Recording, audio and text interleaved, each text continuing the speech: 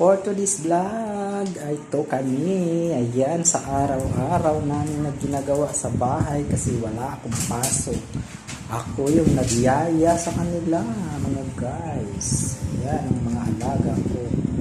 Akong kulit yan. Isang pamilya lang yan, guys. Isang nanay, isang tatay. Ayan, magkakapatid lang yan.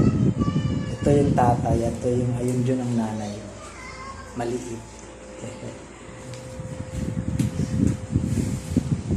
Si Junior, oh.